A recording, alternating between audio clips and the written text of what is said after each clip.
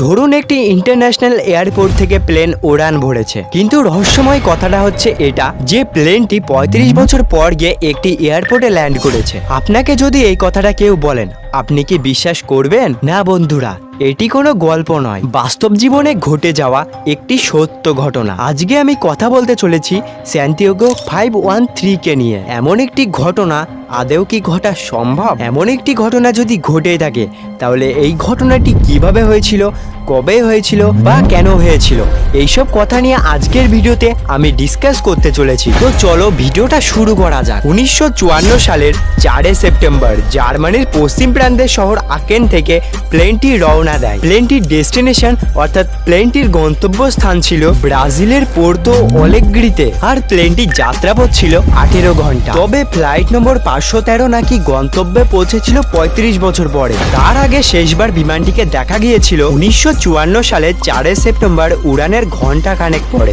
শেষ পাওয়া খবর অনুযায়ী আটলান্টিক মহাসাগরের উপর দিয়ে উড়ে যাচ্ছিল প্লেনটি। ব্যাস, তারপর আর তার খোঁজ পাওয়া যায়নি। নিখোঁজ বিমানটিকে 2 বছর ধরে খোঁজা হয়, সমুদ্রেও নামানো হয় প্রফেশনাল ডাইভার্সদের, তবে ফ্লাইটের টুকরো বিশেষও পাওয়া যায়নি। বিমান চালক ও ক্রু সদস্য সহ 92 জন আরোহী ছিলেন বিমানে। এরপর সান্টিয়াগো এয়ারলাইন বন্ধ হয়ে যায়।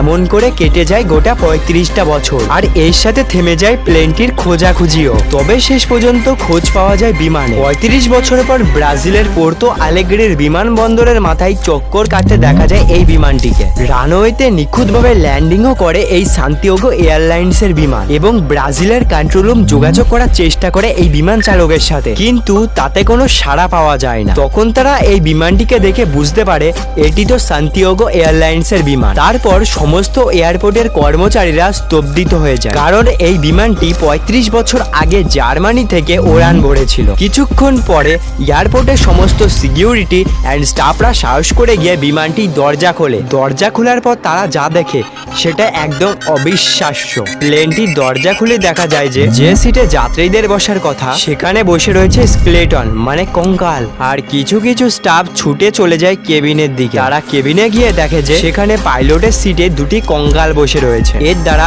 এটা পরিষ্কার হয় যে এই প্লেনটিকে নিখুঁতভাবে ল্যান্ড করিয়েছে স্কেলেটন। তো বন্ধুরা, এই প্লেনটি যে মিস্ট্রি রয়েছে সেটি আজ পর্যন্ত কেউ ভালোভাবে সলভ করতে পারেনি। আর আদেও কি একটি প্লেন 35 বছর ধরে উড়তে পারে? না, এর পেছনে কোনো প্যারানর্মাল অ্যাক্টিভিটিস আছে। আপনারা যদি জেনে থাকেন তাহলে অবশ্যই এই ভিডিওতে কমেন্ট করুন।